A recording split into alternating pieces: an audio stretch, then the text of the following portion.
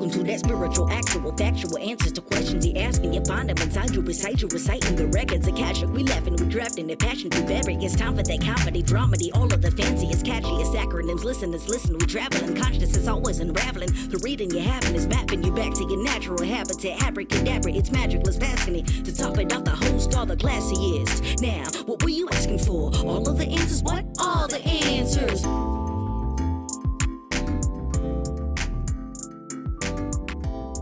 Listen, if I were in the Bay Arena, you had improv ideas. Oh yeah, I never shared those with you. I forgot. Yeah. What were they? Let's discuss. Screw it. We're jumping right in to that one. I'm just going to say it and you're going to be like, that's a terrible and offensive idea. And I hate you for it. I really doubt that, but okay. It goes along with your idea of a hybrid comedy healing show. Okay. So you know how there's a version of improv where you like have an audience member up and you do it like this is your day or this is your life thing where you interview them and then you do a show based on that? We have a whole show of that here. We do that. Yeah.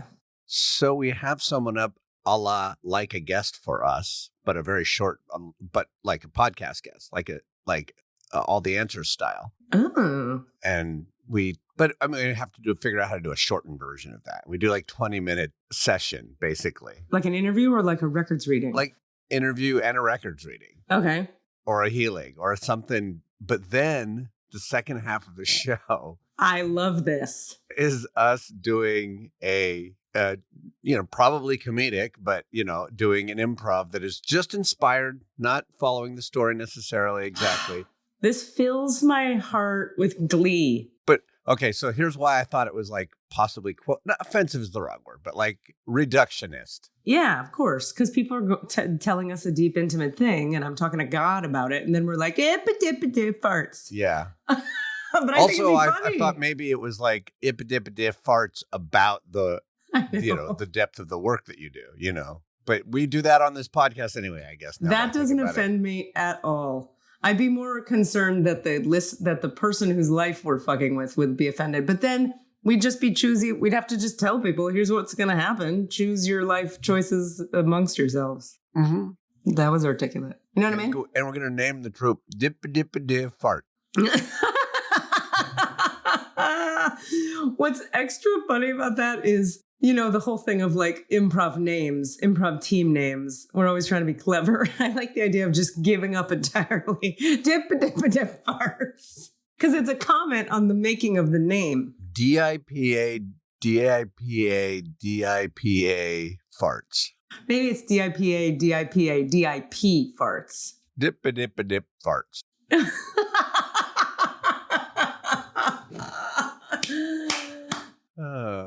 That's pretty good. Wow, I really like this idea. And I guarantee it, nobody else is doing it. No, a zillion % nobody's doing it. You know what else we could do? We could do live tapings of the podcast. And once a month, it's Dipa-Dipa-Dip Farts. Or we live tape the podcast once a month, and every other month it's Dipa-Dipa-Dip Farts. Something like that. Right. Live tape of the podcast, to me, thinks that requires wherever we're doing it that we have a large following already, a large enough following to actually fill us a house. And or that's part of how we build our following. Is we just say, hey, come out. And we have 2 people at a show. And then we have... Well, we're constantly marketing it. And it's like any show. You have to market a show. Well, see, that's why I think Dipa-Dipa-Dip Farts is the way to go. Because we can just market the improv show. And then they learn about us and the podcast through the improv show. I think you market the whole... Oh, I see. You're saying you would market the improv show as we interview a person, we do a spiritual thing, and then we do an improv show about it. Right. So really people would just come, I guess I'm just coming for the comedy, whatever. What are they doing? Spiritual shit? That's stupid. Sounds stupid fun. I think if it's in the Bay Area, you have so many spiritual people. Right. That you lean in with both. Yeah. Dip Farts. It's our code name from now on for this project. You got to be careful with me because something like that, I'm already married to it because it's so funny to me that I'm like, it was like when I came up with and think I'm a genius for no good reason for the law offices of Brown, Rubin, and Shaw, which Sam Shaw would never commit to because he needs help. How the fuck is Sam Shaw doing? Have you talked to him lately?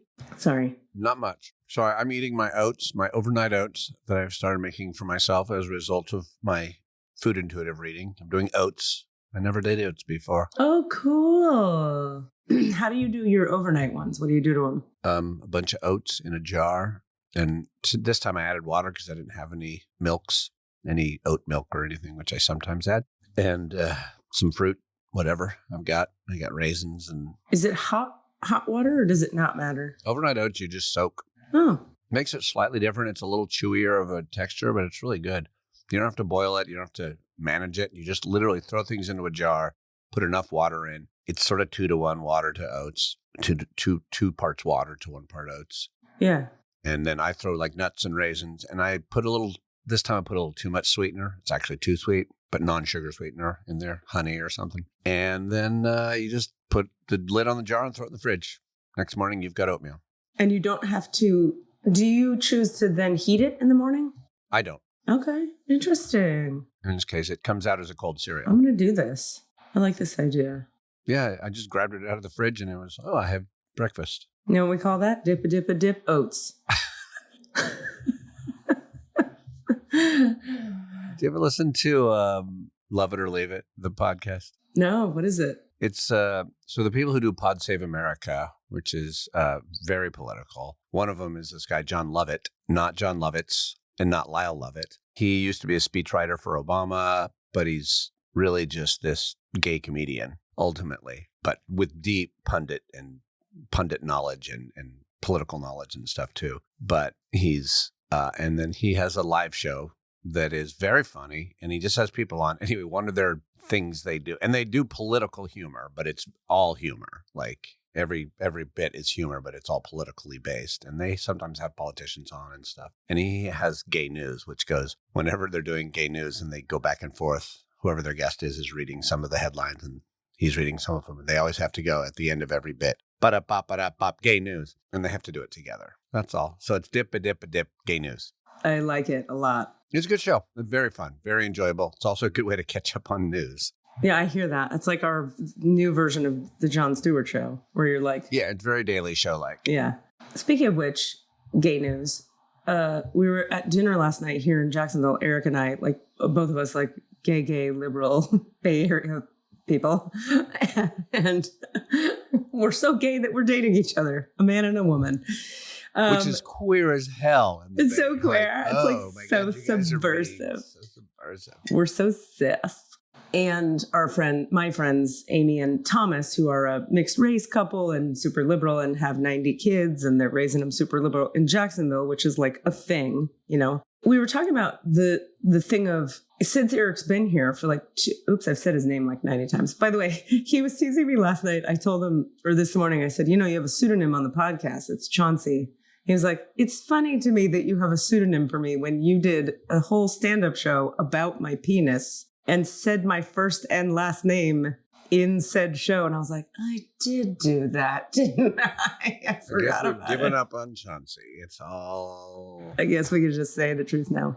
Anyway, so he was saying, since I've been here, I've heard 3 people, you've told me stories of 3 people you know that are gay in Jacksonville and haven't come out to their parents and like can't because of religion. And he was like, I literally never, ever run into that ever. He's like, because he lives in the bubble of the Bay Area, obviously. Right. So anyway, I was just thinking about that and thinking like, God, that's true. When I think back to my time in the Bay, I just know like empowered ass queer folk who were like, deal with me, America.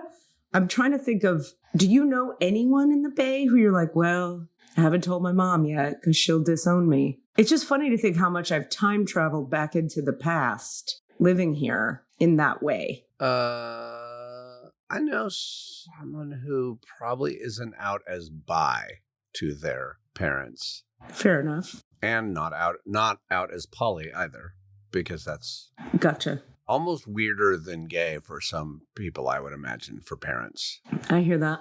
Yeah. I mean, if you think about it, that is a difficult one for, like, if you have trouble with your child's sexuality not being the hegemonic group, normative, whatever that is, poly would be difficult, I think, because the nature of what it is means you're fucking lots of people. Right. And that's one more thing that they have to put in their brain and assume.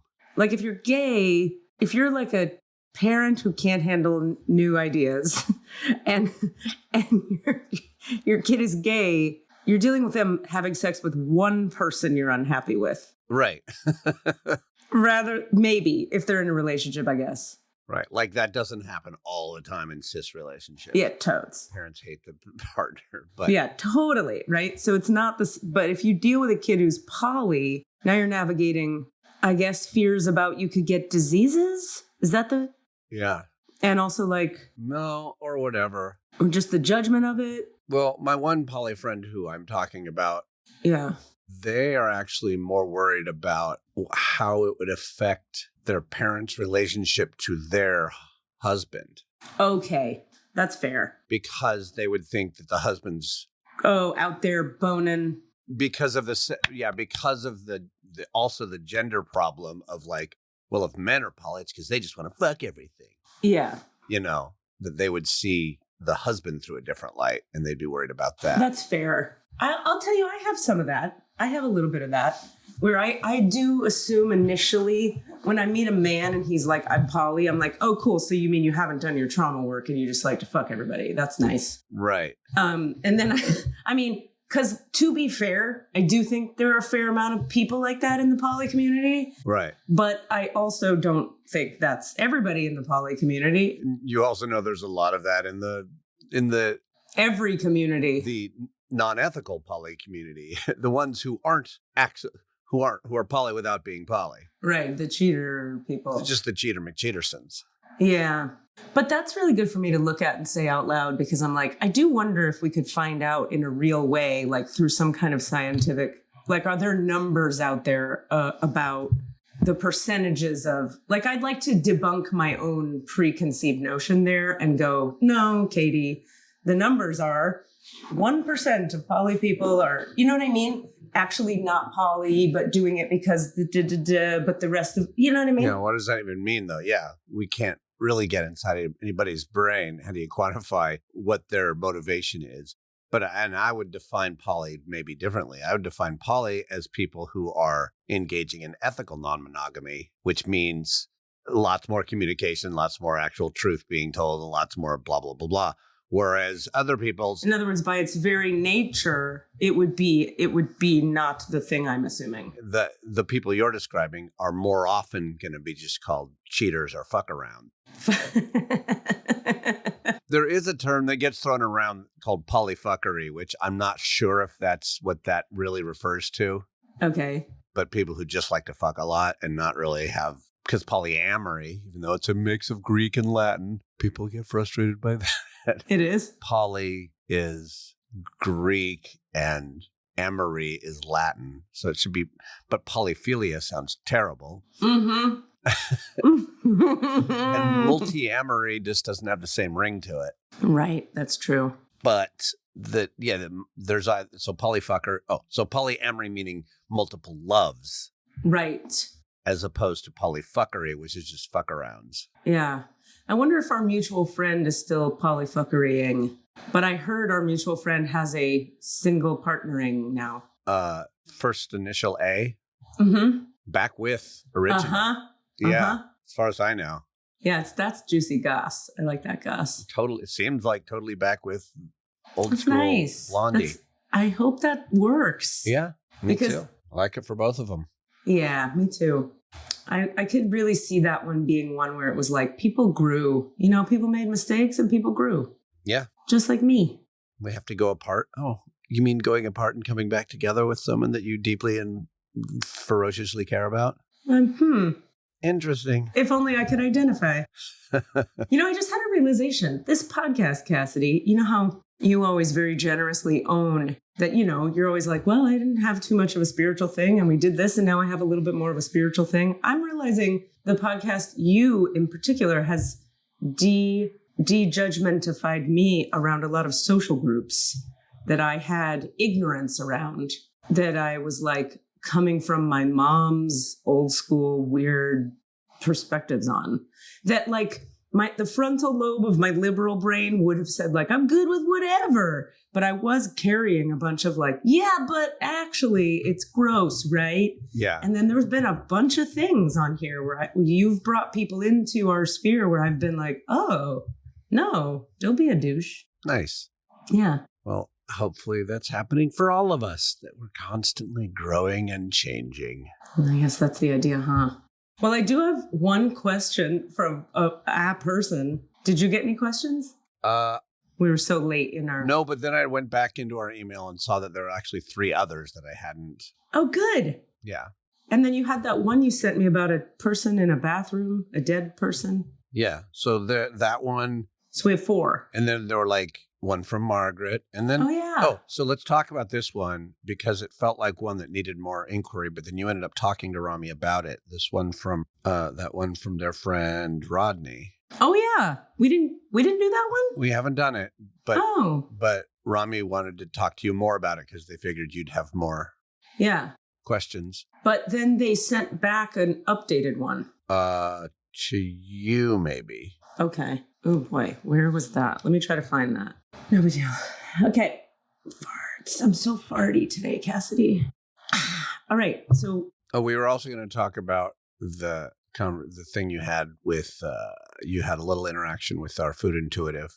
Oh, yeah. Let me start there. Here, let me read this fun thing she sent. She's cool, man. She's the real deal. Like, the more I interact with her, I'm like, you're fucking cool, lady. Here it is.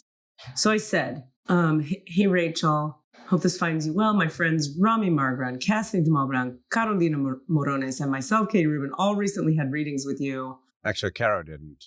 Oh, I thought she did. My bad. Cassidy and I are loving your work and wondering if you'd be interested in coming on our comedy spirituality podcast, All the Answers.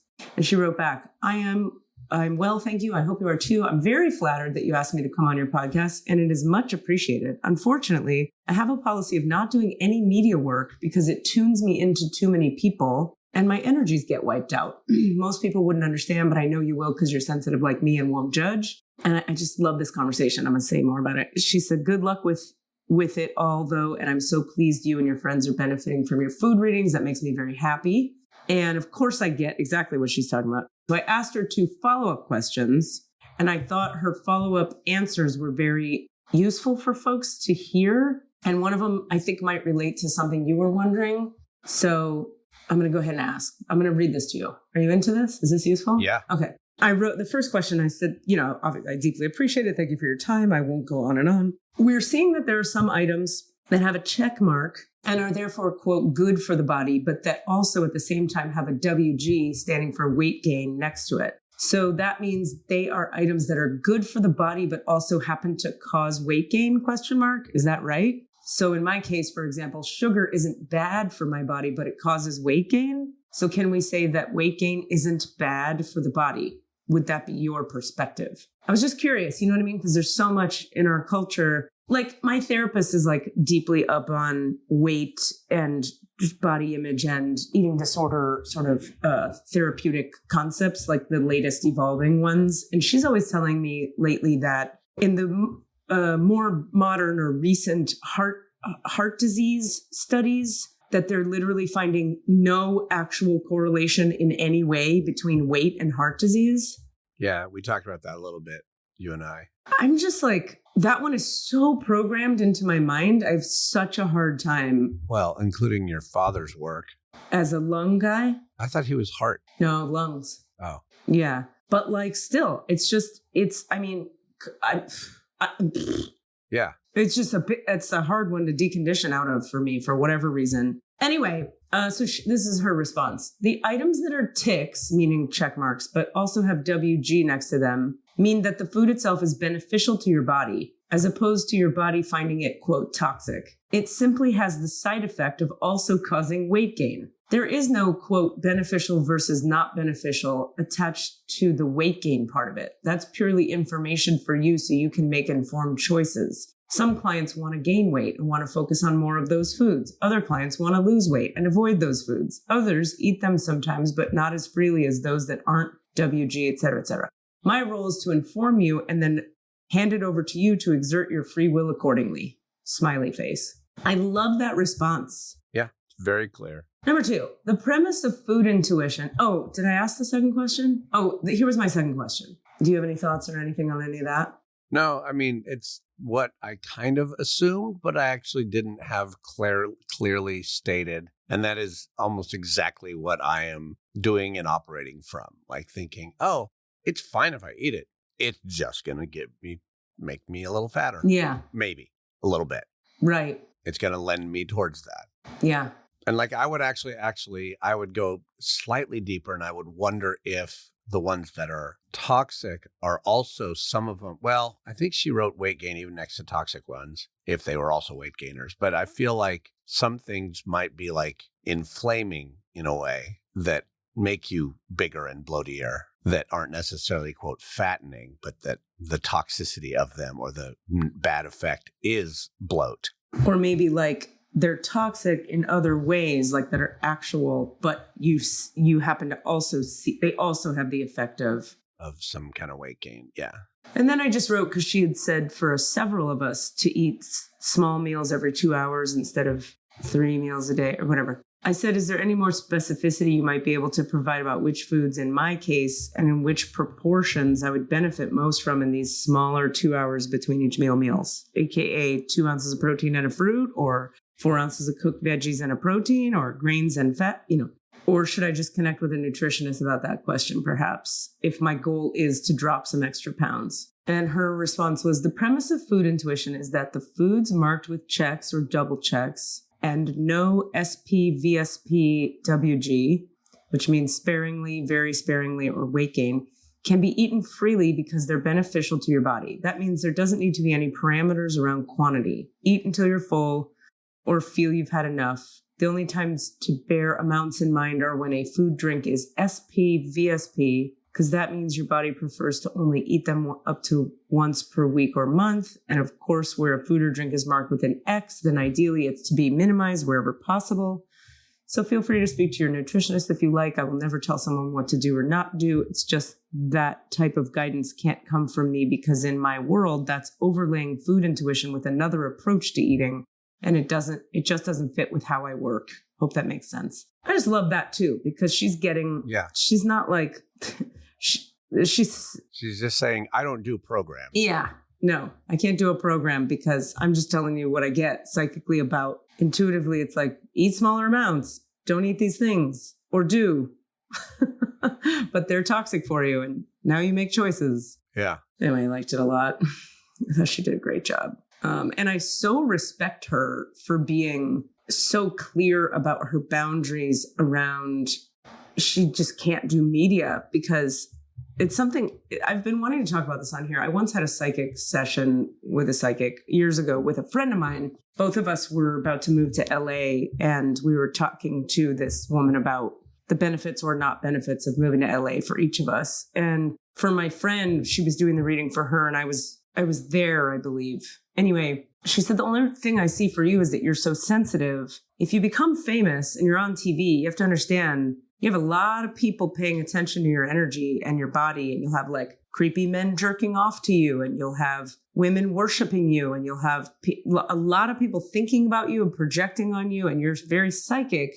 So you're going to feel all of that all the time. And that's not for everybody. Are you sure you want that? And I just remember being like, that is a whole new perspective on the idea of fame that I had not considered at that time, And it's such a good point. It's like when you're someone who's sensitive to the other realms and you could feel people's thoughts and feelings, having a billion strangers stare at you, think about you, jerk off to you, whatever, is really going to affect your energy field. Yeah. So I just give her a lot of credit for being our food intuitive friend here, for just being like, no, can't do that. Don't do it. I don't need enough people paying attention to me. Sounds like my business is fine. Yeah, I like the no program version of it. And that's what I keep trying to do with this is like, I'm going to go program for like a month. I'm going to go hardcore of like taking it out of my body, not doing that, definitely doing that, even avoiding the WGs, really going kind of hard on that for a little while in an attempt to just shift my eating patterns. That's really good. And like what I buy for myself at home And how do I cook with a little less salt, or whatever. And then relax and just live my life like she suggests. And also, like, if I go over to a friend's house, yeah, I'm going to have a little whiskey. But I'm just not going to hardly drink it at home at all, Yeah. Like, I just had a backyard party with sausages, and beer goes with sausages, but that's both gluten and alcohol. And so, like, I was like, I'm just not going to drink. I'm going to have a lot of juice, or iced tea and stuff, decaf iced tea. Yeah. Yeah. And it was fine. It was like, it's fine. I don't need to fucking get drunk. I don't need the buzz, although it's fun. Yeah. So, like, it's just so toxic. It's such a toxin. Really is. It's a fucking poison, but it really is a lovely poison. I know. Oh. And now that I've been off coffee for like 2 weeks, I got up to do this very early for me podcast. Yeah. I have not yawned once, you'll notice. I do see that. Yeah. Amazing. I'm fine. Wow. So that's different. Yeah. What was the party for? Tell us about the party. That's just my birthday late. What? My late birthday party. We acknowledge my birthday on my birthday day. Thank God. It's okay. You're fine. We're fine. You got me. You got me covered. Katie, I don't know when your birthday is, so. Thank God. I don't care. I never care when people don't know mine. I'm just like, I don't know where other people stand on how important it is to them. I love acknowledgement of my birthday. I'll be straight up with it. Yeah. But then we wanted to have a summer backyard party. Fun. And so we made the backyard all nice, and I decided to just straight up embrace the fact that we wanted it to be a sausage party, because that's funny to say, but also really easy to manage in terms of, like, as a menu. You just say, bring sausages or things that go with sausages. What if people are vegan? They bring a vegan sausage. Yeah, bring a vegan sausage. And we'll cook it on the pan inside if you want, whatever. Love it. But it was lightly attended. There was 17,000 things happening. It was Pride weekend. It was a mistake. Oh, geez. Did it on Pride weekend. Yeah. But people came and we had a very chill, lovely time. I had the balance of slight disappointment that so few people came, and actually relief because I actually got to hang out and not be frantic with the people who were there. Yeah, I get that. I relate to that intimately. Yeah. Yep. So both ends of the spectrum. Anyway. I got to apologize. I need to defecate, like, right now. The whole thing. Go.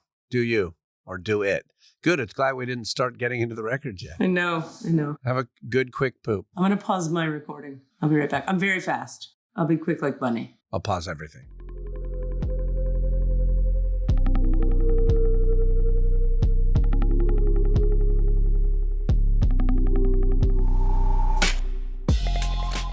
Hey, what's up? Rami here.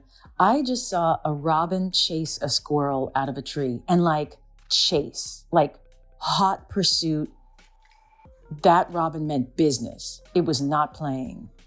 It was fierce. It was fierce. I don't know what the squirrel did up in the tree to the robin's babies or whatever, but that robin chased the squirrel down. The squirrel tore down the trunk of the tree, got to the ground, and the robin kept chasing it like it was not done, and chased it across the field in the park until the squirrel hid under a human sitting on a bench. But it was so wild to see a winged creature chasing a legged creature so fiercely like that. Rami's rules. Recording continued. All right. Okay. Where shall we begin? Let us do. You had said you wanted to start with Rodney's. I mean, not. I don't need to start. Whatever we want to do is fine. We can do that though. Okay. Well, I've got it up, so let's jump right in. All right. I think what I'm going to do is just silently do the opening each time, because I don't need to. It's a little quicker and a little less. I don't know if everybody needs to hear the damn prayer every fucking time I get in there. Right. I'm going to say that we've already said Rodney's first name a bunch of times, but let's bleep the rest of his name. Yeah. I think we can say his first name. It's just a name. Okay. But from here forward, when we say his full name, we'll bleep that. We can also ask Rami to ask Rodney if they're okay with their first name being said. All right. And they use all pronouns. All pronouns. So I can pick whichever I feel like? At any given time. Those who I know that use all pronouns really love the rotation. Oh, interesting. As long as you are actually in rotation. I'm going to rotate the shit out of it, Rodney. Get into it. All right. Okay, I'm going to get in the records. I'm going to say this one out loud.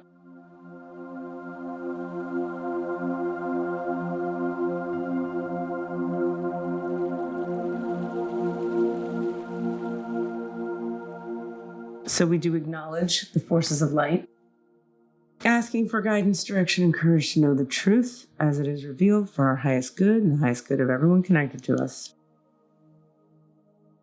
O Holy Spirit of God, protect me, please, from all forms of self-centeredness and direct my attention to the work at hand. Help me to know, Rodney, in the light of the Akashic Records. Help me to see Rodney through the eyes of the Lords of the Records. And enable me, please, to share the wisdom and compassion that the masters, teachers, and loved ones of Rodney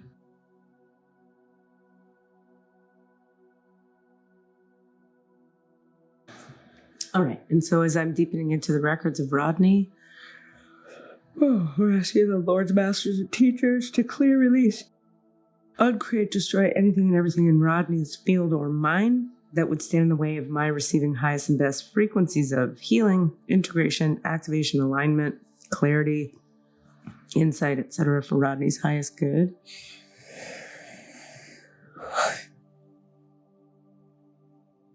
Okay, this is very random, but here we go. There's a piece of information that wants to be said that's nice and loud here, which, and there's some energy moving already. So, Rodney, if you're listening to this, if you can feel into your throat for a moment or the back of your neck, either thing. There's some energy coming to the part of your conscious awareness that is about communication. What can I say? What can't I say? What should I say? What shouldn't I say? How do I say it? Is this the place to say it? We're just bringing some conscious light to those questions or those limiting beliefs around communication or self-expression or what am I allowed to be or say or do or not.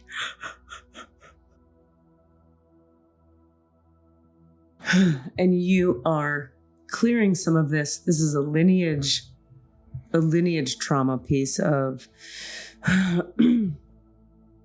everything everyone in your lineage couldn't say or express or be or state or own within themselves. In other words, all of that got passed down through the lineage, and you get to be the one to process it, clear it for the lineage and for yourself. So as you're listening to this, you could, if you so choose, in order to get maximum benefit from the healing work, is just feel into anything in the throat around communication as I'm just talking and yawning and doing my weird noises. There's energy coming through for you.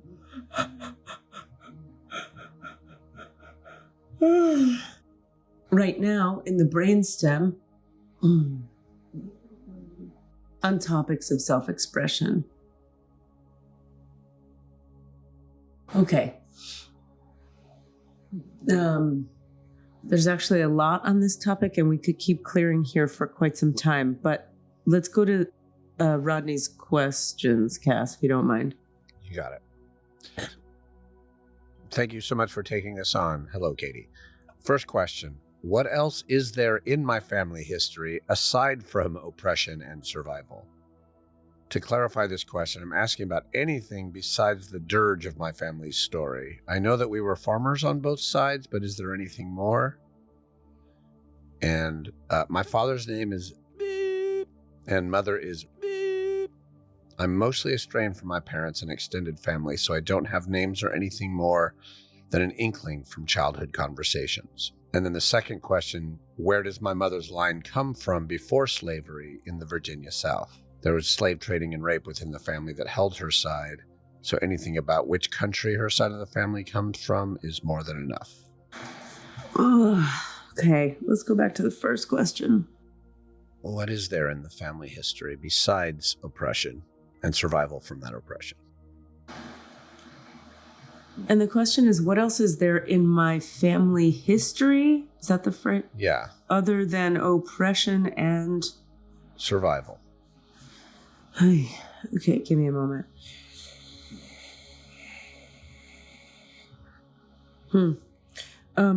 Is it so far, first thing I get is there was a lot of spirituality, spiritual connection, a real spaciousness in her being, a lot of creativity, a lot of real spaciousness to her being, meaning like she was really, as a younger person, before more of the conditioning set in, pretty willing to allow for a lot of different ideas and people being different ways. Is this her mom? Is this her? Oh, okay. So her mom. Okay, so I'm sorry. I'm getting the energy of her mom was very spacious, nurturing, allowing. They show me her on a farm. Very, almost like super progressive for her time. Inclusive, spiritual. She was the kind of person that could just close her eyes and just be in the space of consciousness. She was just open, receptive, judgment-free, generous, kind, inclusive, nurturing. And on top of that, there was all this conditioning for survival, whereby she taught her daughter to be a bit harsh, firm, tough. I also get the sense that came in more fixated, less open, less judgment-free, less spacious, you could say, than her own mother had come in. Yeah, and then I just start getting information about the trauma. So then if we look at side. And he's from Haiti. From Haiti. So what else was there for other than oppression and what was the other word? Oppression and survival. So survival. Like, just about surviving oppression only. Music and sex. Like sexuality and music. There's like a real like dancey, hips moving, sexy aliveness there. And is that from specifically or from predecessors? Is that specifically? Yes. And predecessors. Give me a second too. There's also something in that lineage about survivalism, like, but in a good way. Like, the image they give me is like, okay, this could sound less positive than I am receiving it, but like, in the same way that the mafia, if you picture like mafia families have a lot of life and sexuality and vibrancy and survival and ferocity and potency and almost like masculine virility. There was a lot of that in the family, which had the family had more opportunity and been placed in a different context, would have shown up in the form of scrappy, making it happen out of nothing, starting a business, impressing people with their scrappy pull it togetherness. You know what I mean? Yeah. Is that making sense? I think so. It's sort of like the feeling of when you, like for me there were families in Miami when I grew up in Miami that I would go hang out with. Like I had like Cuban friends and Venezuelan friends and Dominican friends, and you'd go to like a Dominican family and there was this, I come from like two quiet white people who were like oppressed or repressed and, stuck in the white capitalist patriarchy. So I'd go to these houses and there'd be this like liveliness and music and dancing and everybody's talking on top of each other and it's noisy and there's a lot of that on the side that's very alive, scrappy, survivalist, creative, sensual music, Okay. They're like, yeah, that's the answer to the question. Okay. I keep wanting to go like, can I give you more? Can I give you more? And they're like, that's plenty, Katie. I'm like, okay, sorry. That answers the question. Second question. And then the second question is specifically about her side of the family. Do we know where, I'm assuming where in Africa her folks come from specifically, because they don't know, because it starts at, the written history that we have access to starts at slavery. Okay. Can you read the question the way they wrote it? Yep. One more time. The second question, where does my mother's line come from before slavery in the Virginian South? Before slavery in the Virginian South. There was slave trading and rape within the family that held her side. So anything about which countries her side of the family came from is more than enough. Oh, boy. All right, you know what I'm going to do? I'm going to pull up a map of Africa. And I'm going to look at this that way. Because sometimes when I have to do specific names of places I don't know. Right, you need to. I just spend a lot of time going, like trying to. Okay, let me look at Africa. Is it Africa? Yes, that's a big yes. Okay. Pull one up of Africa in the 1800s. A map of Africa in the 1800s? Yeah, because that'll have different countries than are there now. Oh, good call. Map, Africa, 1800s. Rare old map of Africa. How about we just do any map of Africa and then we go what would have been, what is called now, but at the time maybe wasn't called that. All right, so we're looking for where family and lineage were from before the Virginia slave trade. Were they from Africa? Yes.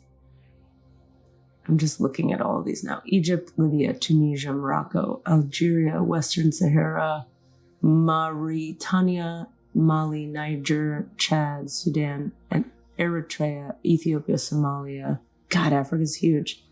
Kenya, Uganda, Democratic Republic of Congo, Rwanda, Brazil, Tanzania, Rwanda, Burundi, Central African Republic, Congo, Gabon, Cameroon, Nigeria, those guys, this one, Ivory Coast, no. Burkina Faso reads, okay, Ghana, Northern Ghana, no. Togo, Benin, Burkina Faso, wow, okay. Liberia, Sierra Leone. It's fun to see where all these are. Why have I never looked at a map of fucking Africa before? Guinea-Bissau, Senegal, no. Okay, so far we have that. Are there other? No. Madagascar, Mozambique, and the South, anywhere else? No. Okay. So you're saying record keepers of Rodney, his mom, and her, yep. Wow, that's very strong. Burkina Faso, over on the northwestern section. Well, I mean, that tracks from what little I know. I know that Benin was one of the main jumping off points. Oh, really? Right below Burkina Faso. Oh, the slave trade? Yeah, I believe that is true. Wow. It's such a big country. It's interesting to think about, like, why they were pulling from right there. Right. I don't know if that means that that's where they were grabbing people from, but that's where the port was that a lot happened, from what I've been given to understand about what Benin is. If ever we needed proof that humanity as a collective is evolving, just the notion there was ever a fucking slave trade where humans enslaved each other. And it was fully embraced globally. Yeah. Just normal thing we do. Yeah. Although, I mean, then you can look at... I mean, it still is, but it's all underground and quiet now. Anyway, okay. So I was thinking, too, about, like, the Colosseum and like, you know, men battling it out like animals. With animals. And with animals, yeah. Okay, did we answer those questions? Yeah, we found out that Burkina Faso seems to be where her people are from. Okay, thank you, Rodney, for the question. I appreciate you. I want to thank the master teachers and lovers for their love and compassion, lords of the records for their point of view, Holy Spirit of light for all knowledge and healing. I say you return Rodney energy to themselves now, please. I say you return Rodney and all of her family members' energy to themselves. The divine portal and the Akashic Records of Rodney are now closed. Amen. Divine portal and the Akashic Records of Rodney are now closed. Amen. Okay, what's next? All right. Well, we have like 3 or 4, and we probably only have time maybe for 1, maybe 2 more. So let me read them all. What we could do is you give me all 3 names. I'll open them all at once, and we'll ask one after the other to save time. Well, like the one from Rami isn't really a Rami question so much as a general knowledge question. But I would want to ask it through Rami's records. Okay, great. Yeah. So it's going to be Rami Margron. It's going to be Margaret McCarahan, who we can always count on for a question. Doesn't want her name, so saying that out loud right now. Oh, right. Got it. That's it. All right. Let me do this. Oh, and Eric Vogler. Oh, yeah. Okay. All right. As we deepen into the Akashic Records of Rami Margron, Margaret McCarahan, and Eric Vogler, just asking that you take me as deep into everybody in that group's records and each individual's records and into the records of consciousness.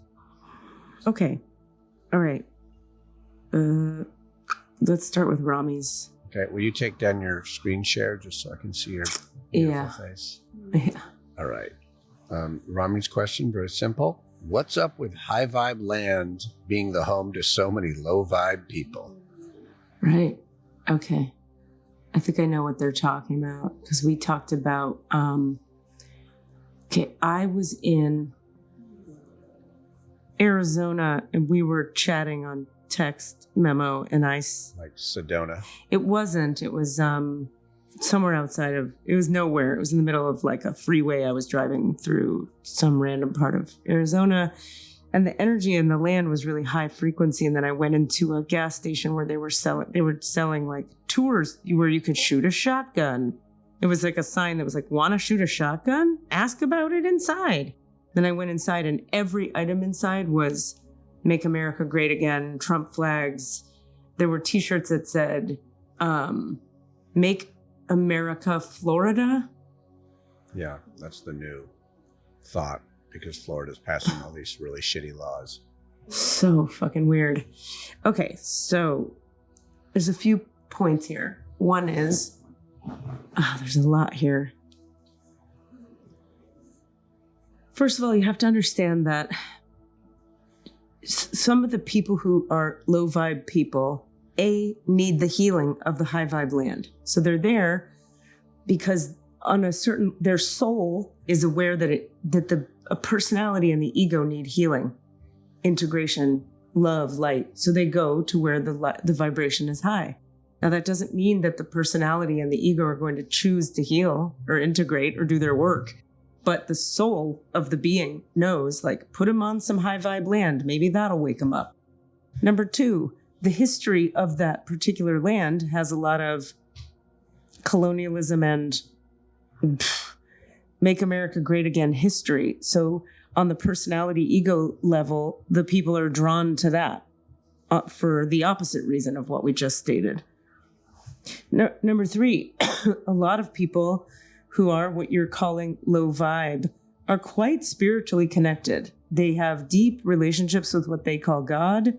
They connect with it all the time. They resonate with the frequency of the land. And there is a part of their heart and soul on the personality ego level that has not embraced the concept of unity, oneness, and still believes in separation, judgment, exclusion, etc. So you can be very spiritually evolved, except for in this one part of your heart or this 6 parts of your heart, et cetera, et cetera. Think of, for yourself, anyone listening and the person who asked the question, how spiritually connected you are, and yet how there is that thing you're working through that you haven't resolved yet. It's like that for them, only on this topic. The topic of exclusionary thinking, judgment, keep my guns, et cetera, et cetera. The end. The end. Period. Is there more on that? No. Nope. Okay. No. There's no more. What's next? No, I meant on the answer, but okay. Let's do. Okay. Hi, pod people. I have a question for the podcast. Yesterday, my 5-year-old grandson was here at my house, and as we were sitting around talking, he said, "There's a shadow in that bathroom. It just went in there." So his dad and I asked him some questions like, "Why is it there?" He didn't know. "And did it talk to you?" He said, "No, wait a minute." Then he turned on the light, went in, shut the door, and came out a minute later and didn't say another word about it. Mm. We asked if everything was okay, and he said yes, it was. We didn't mention it again. I believe in asking questions, but not forcing anything with kids. I don't want to scare them. He didn't want to talk about it anymore. So what was that about? Okay, so grandson? Yep, and please don't say my name over the air. Yeah. Okay. So did he see like an entity, ghosty, dead person? Yes. Did he have a conversation with them in the bathroom? Yes. Was it a scary one? No. Was it intimate? Yes.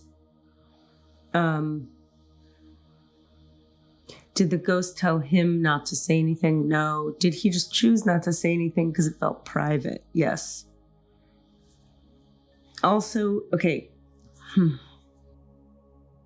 So it felt private to him, your grandson. How old, does she say how old he is? 5, I think. 5.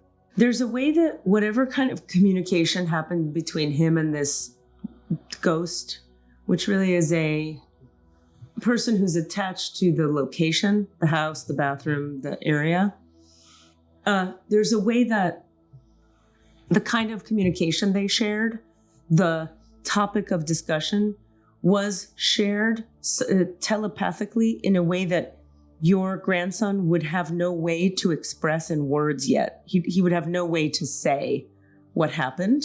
Like the kind of, sort of like if you and I, we'll bleep your name, stared at each other in the eyes. If you did like an acting exercise where we had to just stare at each other and we went through a range of emotions. First it feels awkward, and then it feels intimate, and then you're crying, and then you love the person, and you can't believe you love Katie Rubin just because you're staring in their eyes. It's a kind of profound exercise we take people through in acting class sometimes, which teaches you about connection and intimacy and how there doesn't have to be words in order for connection to be built. You can just look at a person and build connection. But it's a very intimate and personal and specific kind of interaction you're having. This is how this was for your grandson. He just had like a deep moment with this other being. It was not harmful. It was not scary. It was just deep and profound in a way that your grandson has no words for. It wasn't traumatic in any way. Nothing bad happened. It was just absolutely no words for that. Also, it's funny because I get that your grandson internalized this in a way that was like healing and helpful. Nothing bad about it happened. All right. Check. Margaret. 3 questions. You decide which one. Something about her cat and its eating habits and how to not have a fat cat. Mm-hmm. One about sleep positions. Is there a better way that I could be sleeping so I don't have a hurt neck? And 3rd, why am I so tired after watching K-pop with my daughter, even though I love it so much? Let's go with that one. Okay, I'll read the question now. Okay. Every day I spend an hour or so after a late breakfast with my 19-year-old daughter, Gillian, as we share our favorite thing together, K-pop. We watch music videos, variety shows, all kinds of subtitled K-pop content, and immerse ourselves with joy. My question is, why am I often so, multiple O's, tired at the end of this daily ritual that I love so much? Okay. Okay, this is really interesting. Your daughter is, okay, embedded in different music. There are frequencies and energies that some music on Earth short term pauses the pain people are going through. It sort of puts the pause button on pain. For example, a big one of these is like death metal. Like big thrashing death metal music can be, it sort of pauses the effects of implants, projections, and judgments. But also in this case, the K-pop is processing in a healthy way some stuff your daughter has, and you are processing your daughter's stuff with her when you guys listen. In other words, it's stuff from this lifetime. It's not past lives. It's hard to be 19. 19?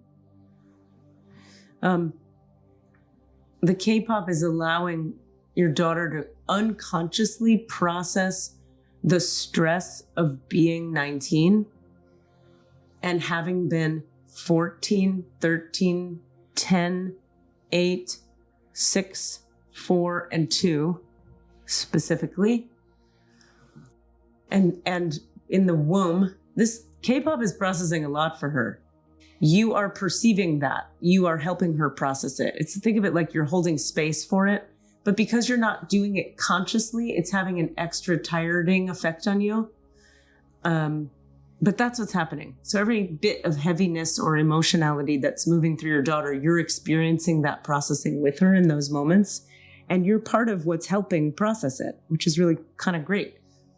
If you were to choose to, you could, if you so choose, get spiritually centered, do a little chanting meditation with your higher frequencies, whatever it is you do these days, before you do the K-pop stuff. And then consciously, while you're listening to the K-pop, stay spiritually actively connected to, they show me specifically one ascended master. I remember this for you now. Who is that? Kuan Yin? No, it's a Catholic one. Mother Mary. Yeah, Mary Magdalene, Mother Mary. The spirit of Mother Mary. If you could stay in touch with the spirit of Mother Mary whilst watching K-pop, and imagine everything coming through your daughter that she's processing and releasing, moving through the alignment of energy you have with Mother Mary. So it's not really you processing it, it's Mother Mary processing it. That will make the whole thing lighter and you'll be less tired. I mean... Sure, very efficient answers today. I love it. Oh. They helped us like, here's your question, here's your answer. Oh, I like it. Yeah. Okay. I mean, I can speak a little bit to that, like only because recently I've started to perceive a little more and feel like I'm, getting, and we talked about this on the podcast about me, like when I was yawning a lot and stuff and feeling like, but I got enough sleep last night. Why am I so tired? But it was someone else's processing that I was getting. It was someone on a guest, and you were like, it's passing through you, basically. Yeah. Their stuff is passing through you, and that's how it manifests. Right. It's why I yawn every time we have anyone on, ever. Cool. Okay. Nice. All right. And then one final one from Chauncey Vogler. Oh, yeah. Okay, go. Big question. And that is, let me make sure I get it right. When will human life become indefinite? Yeah. Okay. Those are the words. Yeah. That was my paraphrasing. So let me feel into this. Well, that's interesting. They're like, you will see it in your lifetime around when you're 80 years old. Speaking of Eric here. I don't think you'll care to do anything about it or apply the techniques or whatever it's going to be. So what year would that be? He's 42. So in 40 years. So we're in 23. So 38. years. Sure, exactly. Well, 40 years from now would be 2363. Would be 2063, so 2061. Yeah, that will be the time around which you'll be able to, as a human being, elongate your life long enough so that by the time the new problems arise, there will be solutions to those as well. And then you'll be able to elongate again. And then by the time there's a new problem, there'll be solutions to those, et cetera, et cetera, et cetera. Wow. Is this something that'll be globally and fully accessible, or is this a rich people thing? Rich people thing. By when does it become globally accessible? Does it ever be? Yes. 40 years after that. 40 years after that. So in 80 years. So at the turn of the new millennium. Or not millennium, the new century. Yeah, that reads. Yeah. 2100. Yeah. Wow. So long after we're gone. Well, Maybe not, because in 40 years, I mean, it'll be close to the edge for me, because I got 10 years on you guys. right. If you make it to 90 Then it might work out. And I have access somehow. and you have some money, Then I can boot the can down the road 40 more years until it's globally accessible. Don't know if I want to. yeah, I was going to say the question is, would you want to? Yeah, I don't want to live forever. I ain't no vampire. I feel you. I welcome the great beyond. That's not suicidal ideation in any way. I love my life and I love being here right now. All right, I have to urinate again. You know what? Let's call it. Let's wrap it up. Call it. Because Let me you know what close I these got to do? records. I got to drop a deuce. On that.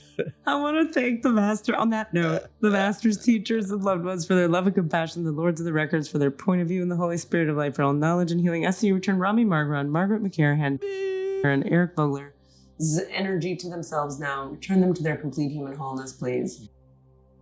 The divine portal and the Akashic Records of Rami, Margaret, Eric are now closed. Amen. Amen, amen, amen. Shadow and Layla, Shadow and Salami.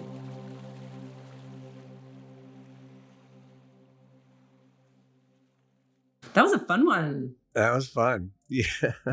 And you know what I realized? If we end it right now, you know what we just did? Huh. Doopa-doopa-doop poop. Doopa-doopa-doop poop. We did it. That's the name of the episode. I love you. Do your work. I gotta pee. I love you. Do your work. Bye. Doopa-doopa-doop poop. What are you asking for? All of the answers? Say what? All of the answers? Yeah, all the answers. Hey guys, thanks for listening. We'd love to hear from you. Please email us with your questions so that we have questions to answer in the Akashic Records. Our email address is allanswerspod@gmail.com. That's allanswerspod@gmail.com. And if you'd like to find us on Facebook or Twitter, it's @allanswerspod, @allanswerspod. Thank you. Sorry, Desmond. Mixed and edited by Desmond McNeese for We Mixed It, LLC. Go to whatsoundsawesome.com. You're welcome, Desmond.